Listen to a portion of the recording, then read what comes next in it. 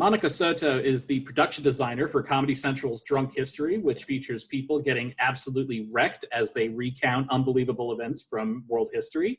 She just scored her second career Emmy nod in the Variety Nonfiction Production Design category, and she joins us here today.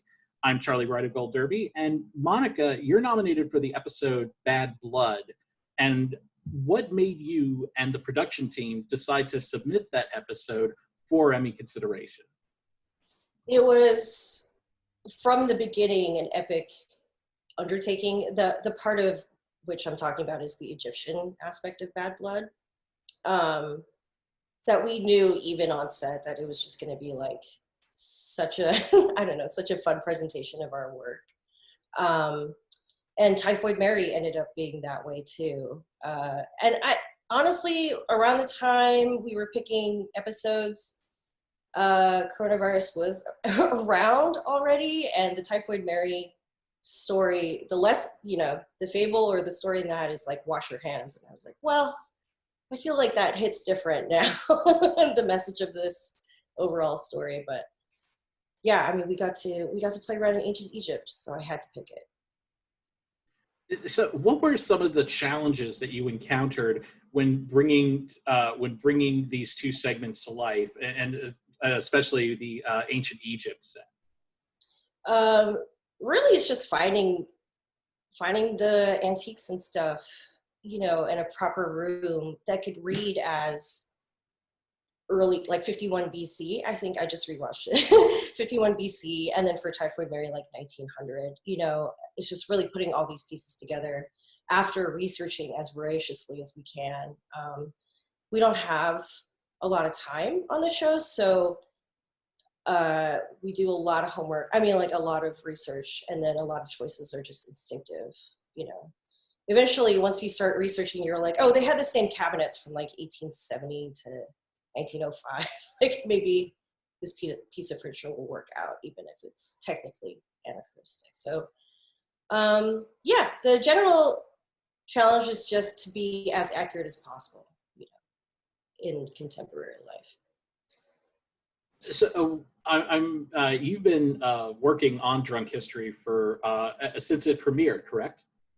No, I've been on since season 4. I started as the art director, and the designer at the time was Chloe Arbiter, who's awesome and a friend of mine. Yeah, I've been there now pretty long. It's one of the longest jobs I've had, but it's been great because I've literally seen it grown up. It was a very bare bones skeleton crew art department. And then, thankfully our ambitions and Comedy Central's trust in the show expanded. So we could do more, we could have more help. And I think you see that on screen immediately, Like it's the stuff you notice, like the costumes in the art department is what you notice when you're watching a historical reenactment. And I think it's just gotten more and more polished, and it's been great to be part of that. Well, what I was curious about was, what were your expectations when you first started working on a show called Drunk History?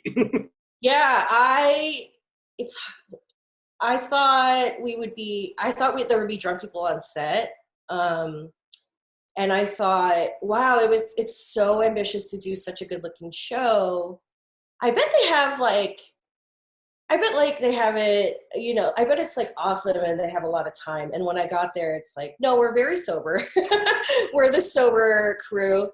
It's a normal show in that way. And we don't have a lot of time, it's kind of like live TV, and I guess that's why we're in variety for so many reasons, but like we only really have a day to pull off a story, and it kind of helps just accelerate the energy of that story, it kind of feels like theater and stuff like that. But I was really surprised with what they were able to accomplish in such a compressed timeline, yeah. That's it. So I mean, you've been on this show, as you said, for several seasons now. What other designs from Drug History are you particularly proud of that you were able to accomplish with your team? Oh, that's awesome. you know, I've been proud of our work from the get. Season 4 was Hamilton, so we're really proud of that. And the next season, season 5, we got to do The Mother of Halloween. That was a really personally fun day on set because it was the last day we filmed for that season. And we had a literal Halloween festival in July. So and we all were encouraged to wear costume to work because there was a big parade. And like, again, because of our very quick schedule, you know, it would be easier if we were all extras. I'm actually on camera on that story along with the rest of the crew, and that's been really fun. And also just like, it looks so good. We did our own like Edwardian American version of the beginning of Halloween, and that was amazing. And then season 6, of course, is my baby. So, and this was a big season. Like we had a story called Tunnel of Love, which is the secret tunnel this guy built this tunnels for East Germans to escape to West Germany, you know, and it was hard to figure out how to dig a tunnel, but we figured it out with set pieces and movie magic. We did Frankenstein, Mary Shelley's Frankenstein, so we got really gothic, which is really, it's my, gothic horror is definitely my style, so it's really fun to be a little spooky at work. But, you know, we did like Kennedy, we've done so many good White House sets, you know, and I'm proud of how interpretive they are. They're always good looking, but they're always a little different, and it's probably the only permanent set Drug History has. We always end up in the Oval Office, so I'm proud of every single time we come back. So I gotta ask, what was for the Halloween festival that you guys did? What was your costume? Oh, I was a witch. I just brought a big hat. I had to run around a little bit, so I definitely had to pick an outfit I could run around in. So it was just a black dress.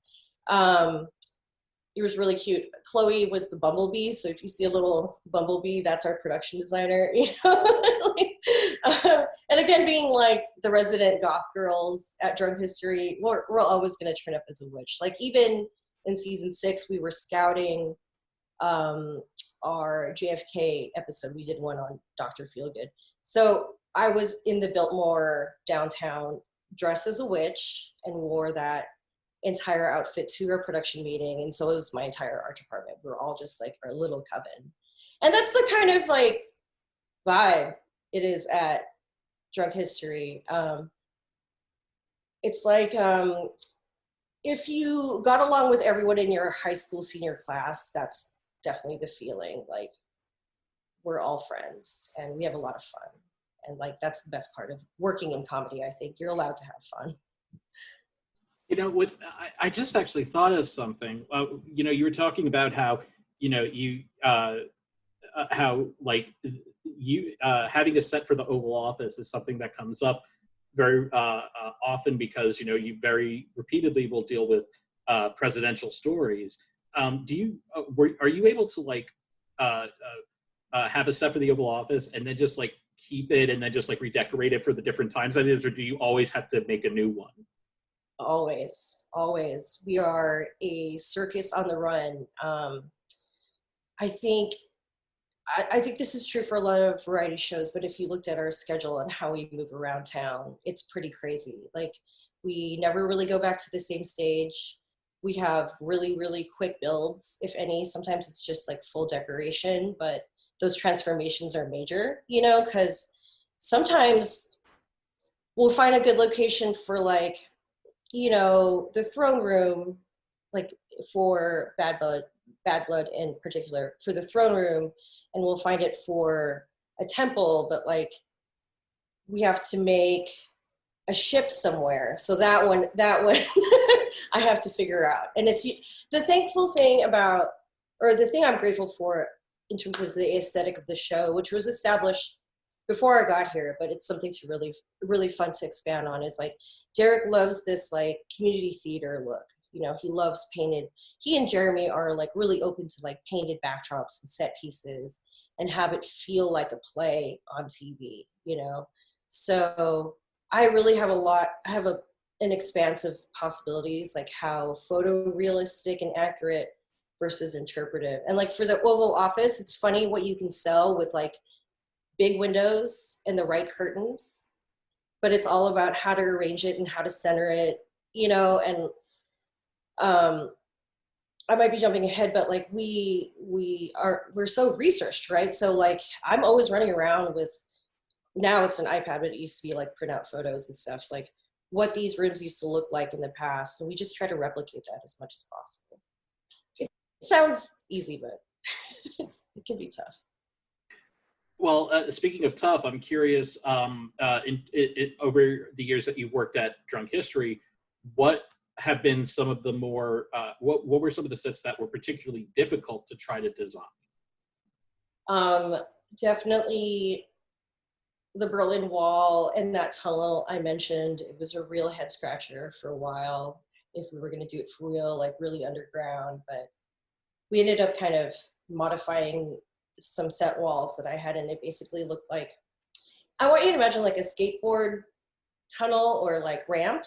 It was basically that, and then we clad the interior with dirt to make it look like a dirt tunnel, and it worked perfectly. You know, it looked like that Steve McQueen movie, The Great Escape. It really did. And I was so happy about it. And, you know, it's such a rustic look, but it's funny. It was really challenging to get there. Other difficult sets, man, anytime we have a lot of moving parts, it feels kind of tough, but it always looks awesome.